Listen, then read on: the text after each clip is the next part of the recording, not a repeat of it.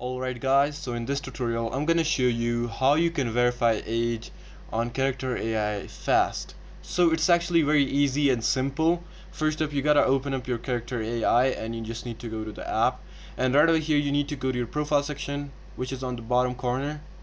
Once you press on it, you just need to press on the gear icon of the settings. Once you press on it, now you'll see the option of advanced. It's literally the third option right over here. Just simply press on that, and right over here you'll see the option of verify age. You go ahead and press on that.